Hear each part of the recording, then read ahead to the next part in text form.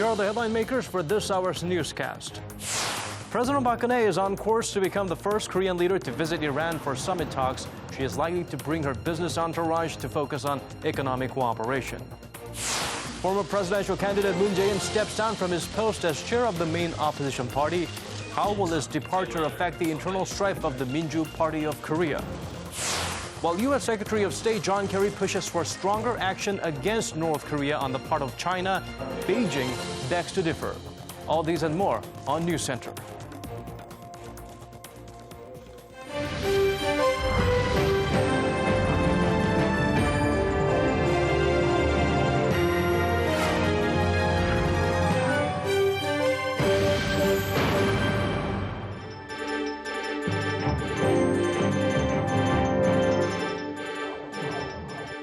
Hello and welcome to our Wednesday evening edition of News Center. I'm Daniel Che. Let us begin at the nation's top office. President Park Geun-hye is likely to embark on her first visit to Iran soon to become the first South Korean president to do so. The goal will be to boost economic cooperation with Tehran following the lifting of international sanctions on the country. Song Ji-sun gives us an outline of the possible itinerary. President Park Geun-hye is scheduling her first summit with Iranian President Hassan Rouhani. The presidential office has confirmed that trip is currently under review and further details were released when finalized. The announcement follows Chinese President Xi Jinping's trip to Tehran last week, which made him the first state leader to visit Iran after international sanctions were lifted. The news also comes after Seoul's foreign ministry on Wednesday convened a task force on economic cooperation with Iran, the Middle East's second largest economy after Saudi Arabia. Securing MOUs for Korean companies is not an option but a must, with potential competitors already rushing to take advantage of expanding business opportunities. Seoul's outbound shipments to Tehran have shrunk by an annual rate of negative 2.5% since 2010, a sharp drop from the 20% range growth in process before stronger sanctions took effect.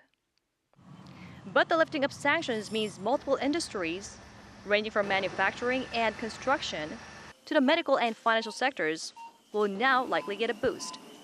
If the summit between Presidents Park and Rouhani is confirmed, the North Korean nuclear issue would almost certainly be on the table as well. President Park has cited Iran as a glowing example of a country giving up its nuclear ambitions and being welcomed back into the international community, when urging Beijing to take a more active role in placing stronger sanctions on Pyongyang.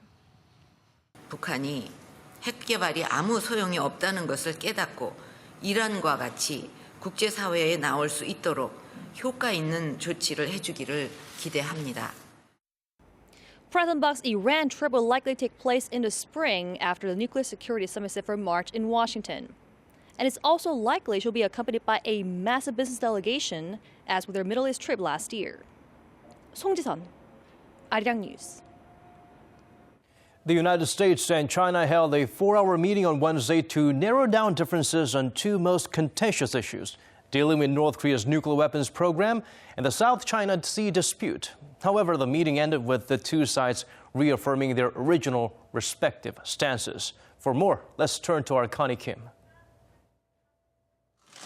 The U.S. and China have failed to narrow differences on two major issues. On North Korea's nuclear weapons program, Beijing has made clear that its stance remains unchanged. Denuclearizing the Korean peninsula should be achieved through dialogue. The comments came from Chinese Foreign Minister Wang Yi at a press conference with his U.S. counterpart, Secretary of State John Kerry, following a meeting on Wednesday. Kerry and Wang discussed the U.S.-led UN Security Council resolution against North Korea following its nuclear test earlier this month. Kerry said the resolution could limit goods and services exchanges between Beijing and Pyongyang. Wang agreed on the need for sanctions on North Korea, but opposed to the idea of new ones, saying sanctions are not an end in themselves. We must point out that the new resolution is not aiming to provoke tensions and destabilize the Korean peninsula. China, a veto-wielding permanent member of the UN Security Council, has long been against heavy sanctions on its longtime ally.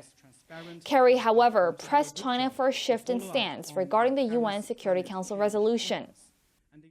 China has a particular ability because of its special role in its connections to North Korea an ability to be able to help us significantly to resolve this challenge. Another key issue Washington and Beijing remained divided on was the South China Sea dispute. Kerry called on China to stop claiming sovereignty and constructing artificial islands and airstrips in the disputed waters.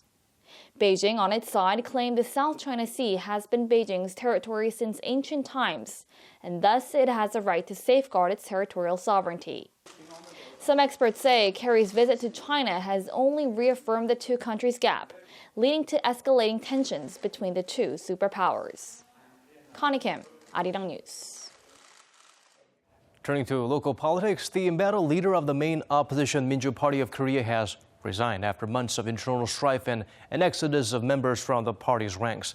This while two of the former main opposition lawmakers merged to stand up against the ruling Saenuri Party. Shin Se-min keeps us up to date on the shift in the opposition political bloc. After 354 days at the helm of the opposition front, Chairman Moon Jae-in of the Minju Party of Korea has officially stepped down this Wednesday from his post. Moon, who had lost a string of elections, including by-election and local election while chairing the party, said he will focus now on helping the party prepare for the coming parliamentary elections in April. I am relieved to be resigning at a time when there is new hope within the party, thanks to new innovations and new recruits. Moon named the head of the party's election campaign committee, Kim Jong-in, as the interim chief, taking full authority to lead the main opposition bloc into the general elections scheduled for April 13th.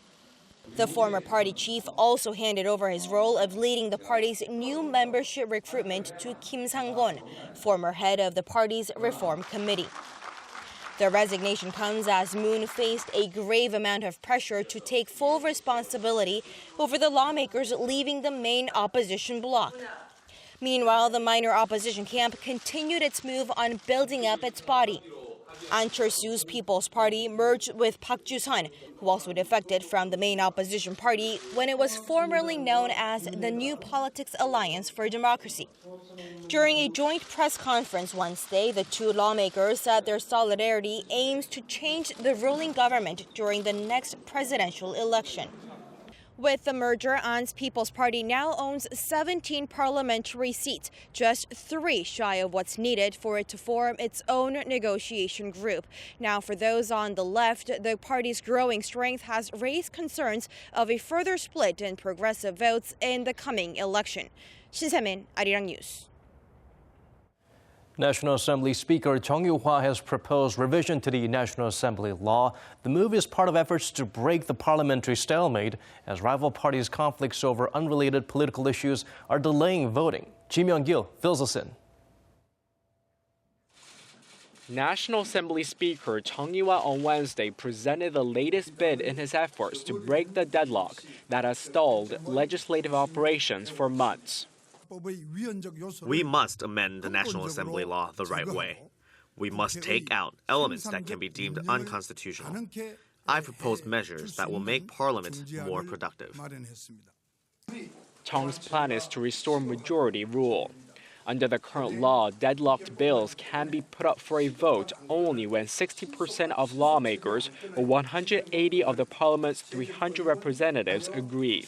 Chung wants to drop the 60% requirement and let a majority of lawmakers make the call. The main opposition Minju Party, which had initially been open to Chung's proposal, now says it needs more time with it. We cannot accept Speaker Chung's proposal at this time. We will discuss ways to revise the law in the Parliamentary Steering Committee. However, the party has already rejected a part of Chung's proposal that would put a time limit of 90 days on deliberations for all bills. When the time is up, the bill would automatically be sent to the floor for a vote. There is currently no deadline for deliberations. And believe it or not, this is one point the ruling party can agree with. Reducing the deliberation time will not solve everything. Although our party's plan may fall short of expectations, the Speaker should still back it. The party has been demanding that Chung use his power as Speaker to bring long-stalled bills to the floor for a vote. Under the current law enacted in 2012, the Speaker can introduce a bill for a vote only in the event of a natural disaster, a state emergency, or under a bipartisan agreement. Kim Young-gil, Arirang News.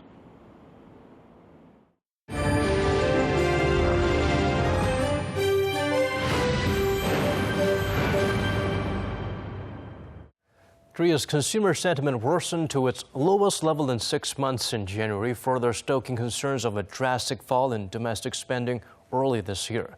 To quell building worries, the country's top economic policymaker visited a traditional market today. Our Hwang Ji-hye was also there to follow us this report. Korea's finance minister Yoo Il-ho tries out products at a traditional market in western Seoul where a government-led promotional event to jumpstart spending is taking place. The campaign comes ahead of the Lunar New Year's holiday, one of the country's biggest national holidays that falls early next month. Experts are a major sticking point for Korea, but if we see some improvements in domestic demand, concerns could be relieved, especially with the holiday season coming up. The government has also pledged to front-load its budget spending in the first 3 months of this year as earlier stimulus measures are losing steam in the new year. But the government's goal of preventing a drastic drop in spending won't be easy to achieve, with consumer sentiment continuing its downward trend this month. The Bank of Korea's Consumer Sentiment Index came in at 100 in January, down 2 points from the previous month. The figure marks the lowest level since July last year, right after the MERS outbreak took a toll on the country's economy. A reading over 100 means optimists outnumber pessimists. And to give more leeway in spending, experts say tackling the household debt problem is critical. In order to maintain a stable improvement in spending, the government has to work on lowering household debt so it does not put excessive strain on daily expenses.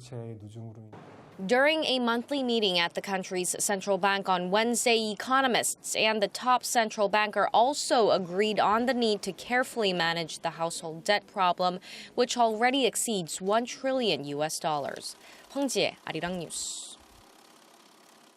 Korea's benchmark index ticked up today on an oil price rebound in anticipation the U.S. will freeze its rates. The KOSPI rose 1.4%, closing at just under the 1900 mark.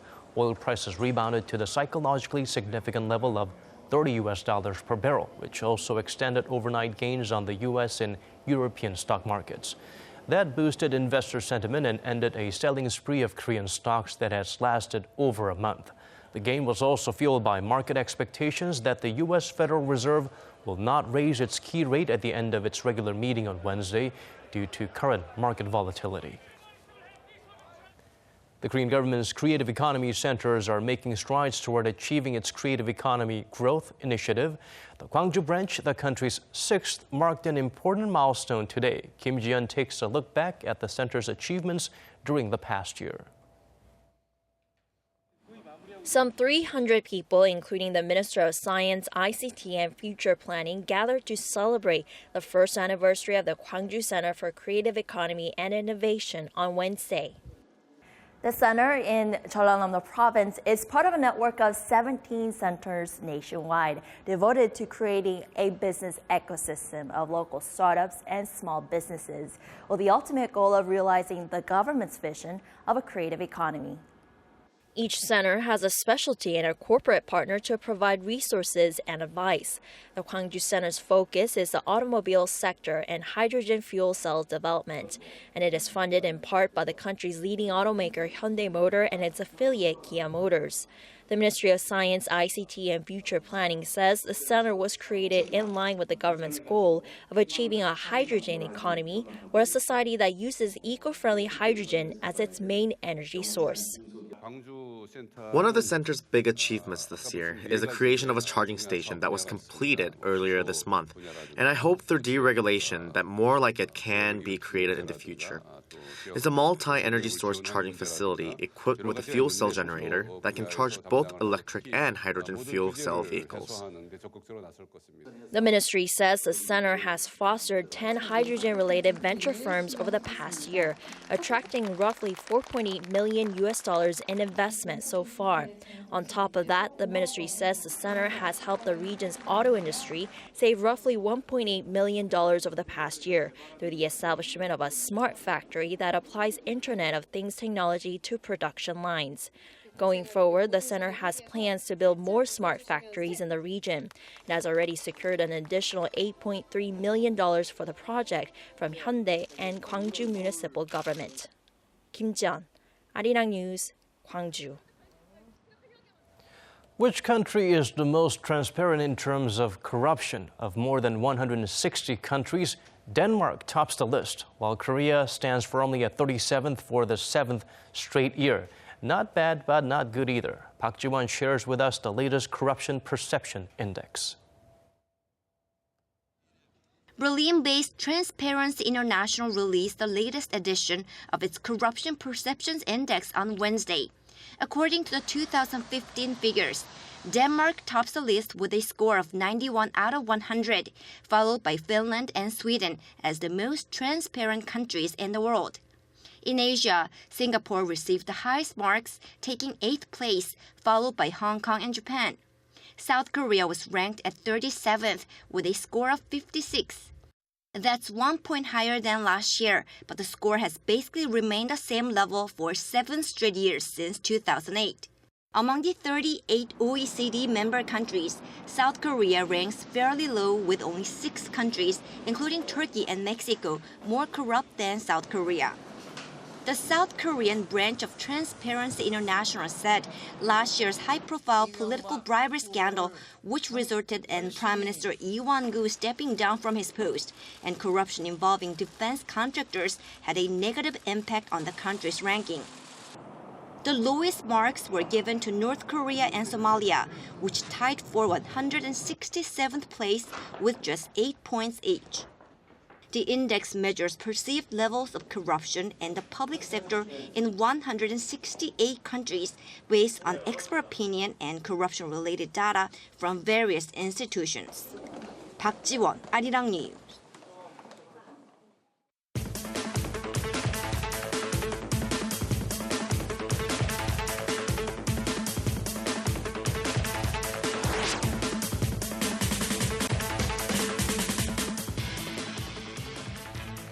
While in Davos for the World Economic Forum, our Moon Gan-young got to sit down for a one-on-one with Vienna Center for Disarmament and Non-Proliferation Senior Fellow Angela Kane, who was in the Swiss resort town to discuss the issue of fully autonomous weapons. The former UN disarmament chief shared her perspective on that topic, as well as dealing with North Korea, that perhaps we are too fixated on punishing the regime for its recent actions and, along the way, perhaps completely excluded the option of engaging in greater dialogue. Take a look. So Angela Kane with the Vienna Center for Disarmament and Non-Proliferation, thank you so much for joining us today. Thank you, Jen. So first of all, I'd like for you to just share with us your experience in Davos so far. I know you gave an impressive panelist talk at the What If Robots Go to War. So could you explain that? It's an issue that really does not come up very much in the public consciousness. And I have tried, when I was in my function as High Representative for Disarmament Affairs at the United Nations until just last year, I've tried very hard to get member states' attention to this issue. And it was picked up, but it took a little bit of time. And what it basically means is that if you have a lethal autonomous weapon system or laws, it means that you're giving the power over life and death to a robot who is not programmed by a human, but is pre-programmed for certain actions. And then you have really very important issues about accountability and also about unleashing a system that could be manipulated, it could malfunction. So there are a lot of problems and you really need to regulate it.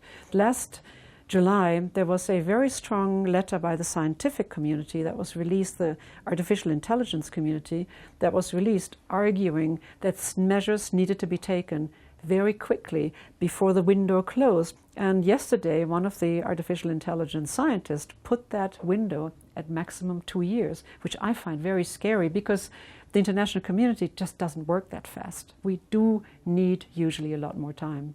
So you've been working on disarmament and non-proliferation of weapons for a very long time. North Korea must have been on your radar for a long time, since you've been involved in all kinds of positions of related to this area.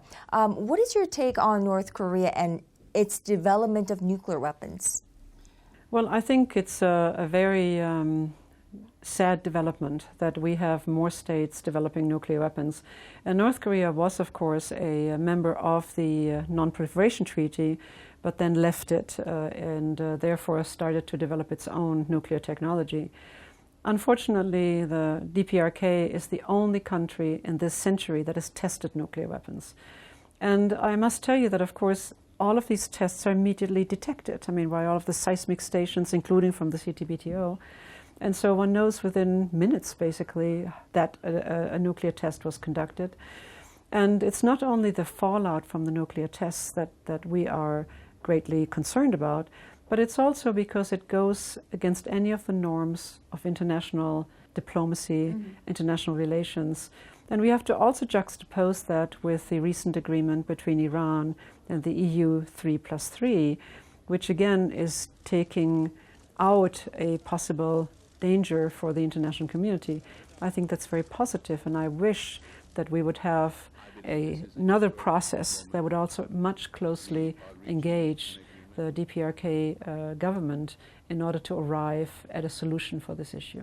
Right, and which is why there have been various efforts by the global community to instead of isolating them, to make them more involved, to involve them in dialogues. And I know that you've been part of that as well, in trying to get them be involved and in a dialogue with the rest of the world. Everyone always looks to China as being the patron, if you so want, and partner of the DPRK. And I think that is undoubtedly true, but I think it should not be only limited to that. There needs to be much broader international dialogue. I haven't really seen very much of that international dialogue in the United Nations, and I found it, in a way, not correct, that we don't bring North Korea in more closely to the international community. Yes, they are under sanctions. It's interesting to note that they are under more limited sanctions than, for example, Iran was. So that's a very interesting point to observe. And there's always a question like, what do you actually achieve with sanctions? I think sanctions set an important signal, and yes, they are important as a tool in international diplomacy, but I don't think that they've been very effective in many cases, including in the DPRK. And so the only solution that you really have is to engage them in a dialogue, to talk to them, and see how can you actually address this issue, because there are grievances, and it's all a matter of perception. Your narrative, I don't mean your personal narrative, but as a country, the DPRK's narrative would be different from the South Korean narrative or the Japanese narrative.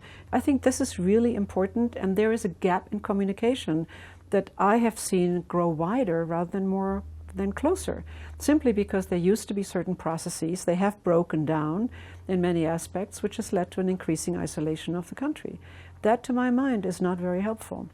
Irrespective of what you think, unless you start a dialogue or unless you continue to engage, you will never know what it is you might achieve. Angela Kane, thank you so much for this talk today, and I look forward to seeing you again in Seoul, maybe. Thank you, Jen. Thank you. Thank you. Thank you.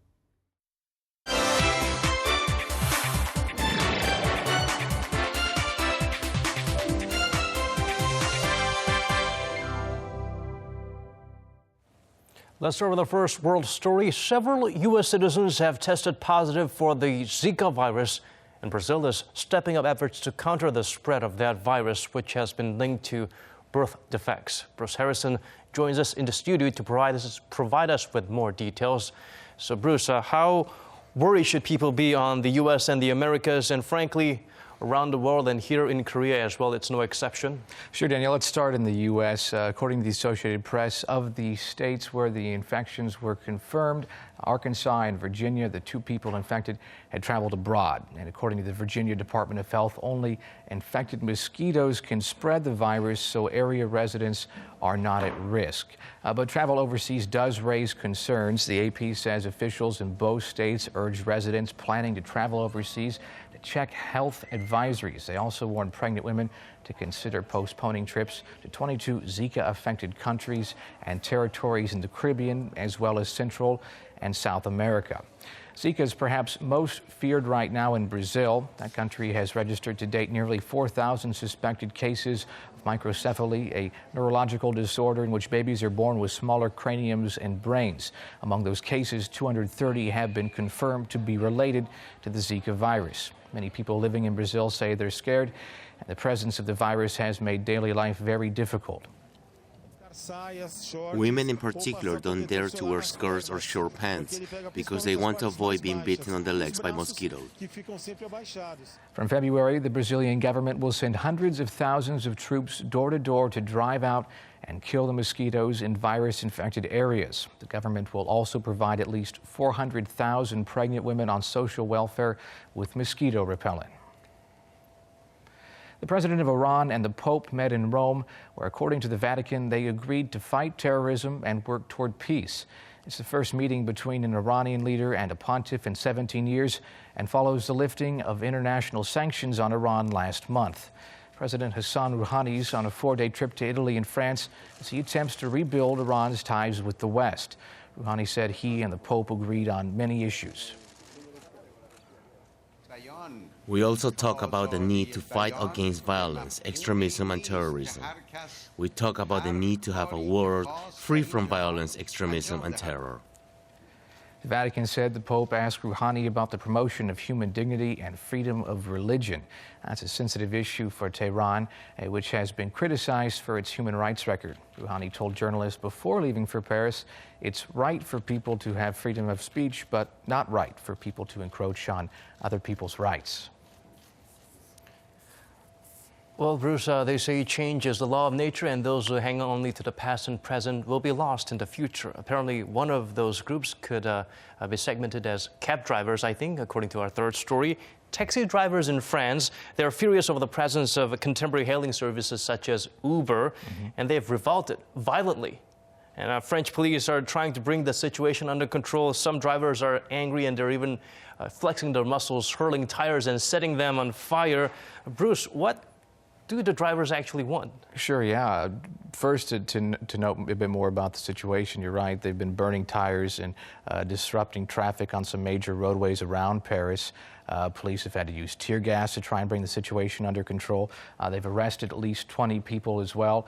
The drivers, what they want, they say their livelihoods are at risk because of what they consider unfair competition from drivers working for private cab ride services.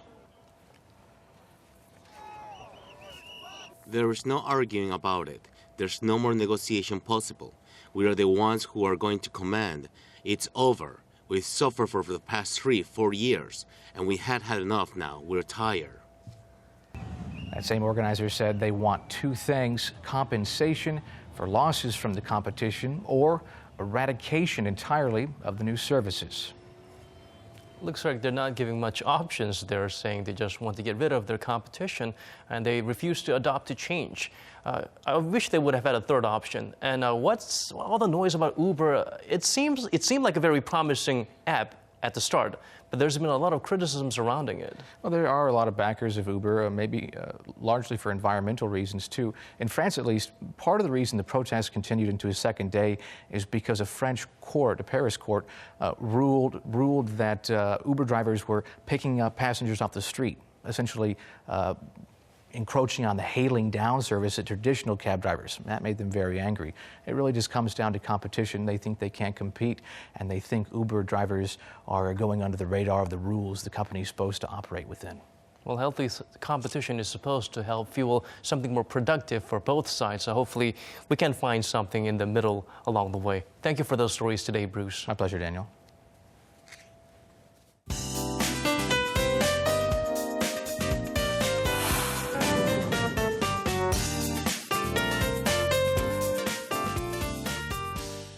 Well, things have certainly warmed up here in the nation with the Hangang River starting to thaw a little bit as well. Let's go to the Weather Center to get an update from our Lee Ji-hyun. Ji-hyun?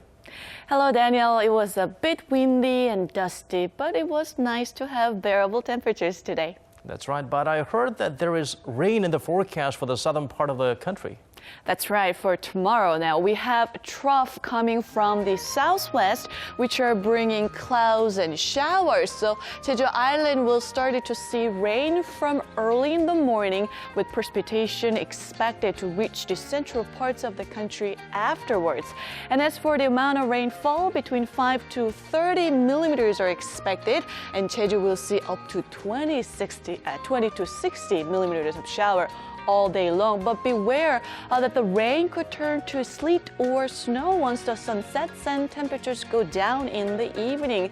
But the good news for those in the southern provinces is that you will enjoy good air quality, as tomorrow's precipitation will wash away dust, while the upper regions could have another dusty day tomorrow. But temperature-wise, it's going to go up higher than today, so let's take a closer look. Daily low here in Seoul will kick off at -5 degrees Celsius, -2 for Daegu, and Busan and Jeju will start out the day 2 and 7. And as for the daily highs, high here in the capital will go up to 4. Daejeon will also see a high of 4 tomorrow afternoon, while Busan and Jeju will top out at 6 and 10 degrees Celsius respectively. And temperatures will remain above these seasonal averages until the end of the weekend. Then there's another cold snap to arrive for the early next month. Now that's Korea for you, and here's a look at the weather conditions around the world.